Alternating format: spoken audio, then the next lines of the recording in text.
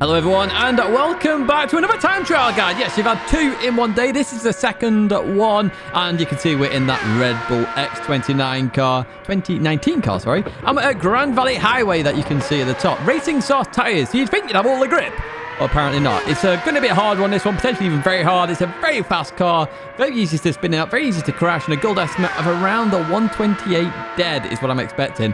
The actual rank 1 time is going to plummet, because I saw loads of time in this particular lap.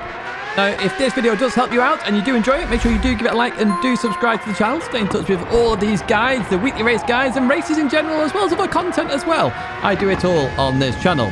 Right, we'll jump into the lap then. As we head towards turn 1, we're braking at the 200 board. Yes, we're the last of the late breakers here.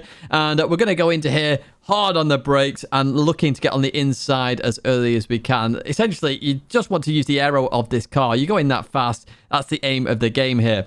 So, we're coming into here then and we're in third gear. And what we're looking for on the inside is where the sand goes to concrete. It's my acceleration marker in any category of car. It includes this one here.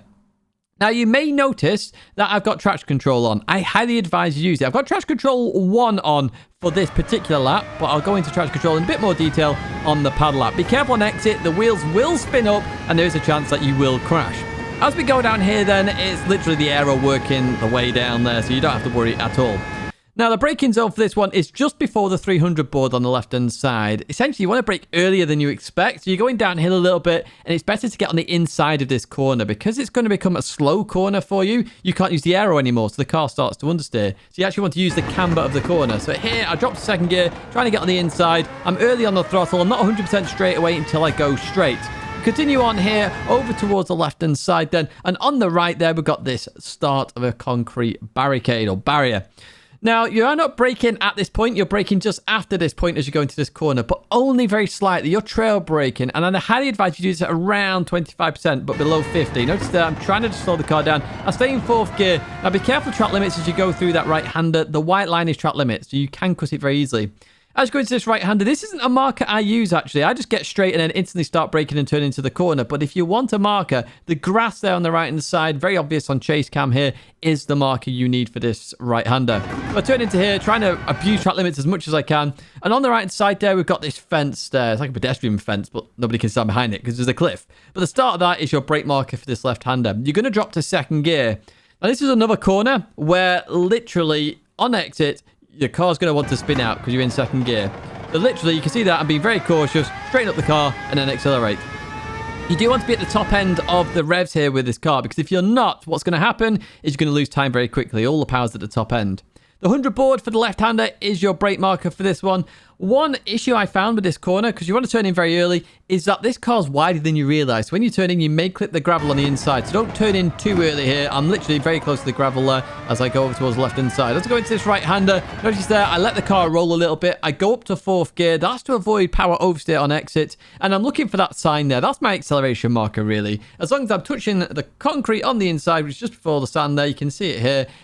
And I'm at that sign, I can accelerate and I should make the corner fine. And that's what I'm going to do here. I actually lift off there because I understeer a little bit. That's just the line I took there, and you do have to be careful.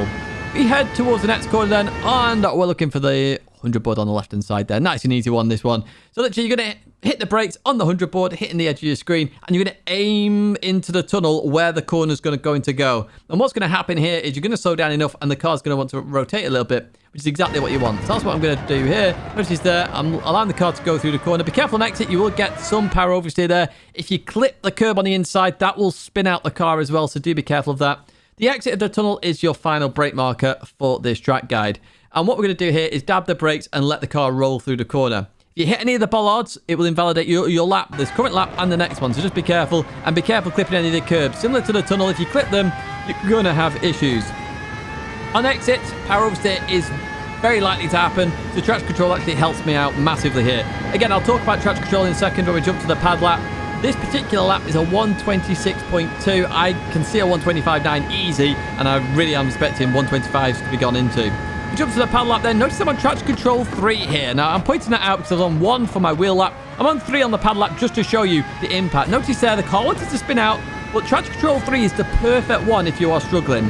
It still has a little bit of slip, but it will help you catch the car. So do use it. It's there for you to use. The 300 board here is your brake marker. We drop to second gear. And as we go through this corner, I'm actually going to be a bit more aggressive on the pad here. Notice it doesn't spin me out. Traction control does its work there, does its magic. As we go to here, we're going to dab the brake, fourth gear, try and get it turned in, clip the inside, accelerate through, cut on the right side, just before the grass on the right there, we turn in, and then we're going to go to second gear. We want to be careful on exit, but I can be more aggressive with traction control 3, so I am more aggressive there, and we continue on towards the next corner. 100 board there on the right side, in towards the left we go. We understeer a little bit here. Now, this is where traction control really does weaken the lap. As I go through here, we're going to get on the throttle there, and it's just delaying the power that little bit. Remember, top end of the revs is where all the power is, and we did lose a little bit of time to my Ghost up ahead. 100 board down for the final corner here. Oh, sorry, it's not the final corner, the final braking zone, or main one anyway. As we go through here, in towards the left we go, and we can be really aggressive now. Traction control 3 is going to save us massively there. Hard on the throttle, and we're going to head towards the line. Traction control is also going to be a weakness in this tunnel because you may see it activate here. Notice it activated there. So really sharp turns on the pad is really activated. You do have to be careful of that. It is going to compromise the lap a little bit, but it still gets you gold. You know, we're under the 128 dead that I suspect here. This is the 127.4. You can get it with traction control 3 in the 126s, so just keep that in mind. So as we go into here then, we're looking for the gravel to concrete there. We start to accelerate as we leave that corner. This lap, traction control 1, remember, so you'll see a bit more slip in there, and it does mean there's more chance of crashing as well. But nice and easy as we head down here. We're looking for the 300 board on the left-hand side. There it is, hard on the brakes. We turn in very early. The corner's canvas. You want to get on the inside. We wait until we straighten up a little bit before we go full throttle. There we go. Barrier on the right-hand side. Just after that, we're going to start trail braking through here. Staying in fourth gear, over towards the left, and then cutting a lot of the right there. Notice we stay within the white line as we go through here as well. Hard on the brakes then, second gear. Be careful on exit here because you will suffer some power oversteer. You can hear the wheels spinning there. We look for the 100 board there. That's your braking marker for this one. And notice how much to the left we actually are there. Very easy to clip the sand, so just be careful there. Up to fourth gear. We turned in a bit early, which is why we understeered a bit off and I had to lift off there. So it did cost me some time. And I could see a 25.9 in this. Very easy. So 100 board there in towards the braking zone, and notice how tight we're staying here. Just be careful of the curb on exit. I don't mount it there over towards the left hand side. We just avoid the bollard. Over towards the right then, avoiding the bollard. Hard on the throttle. We're going to head towards the line. I say 25.9. I can see it. It's very hard to hit it, if I'm brutally honest with you. And this is a hard one. This is a hard one. But use traction control. It's the setting that helps you get round in this car. Highly advise you use it. I've done a video on traction control, which I'll link at the end of this one as well to explain traction control in a bit more detail. But that is a lap guide here at Grand Valley Highway in this Redbull X2019 car.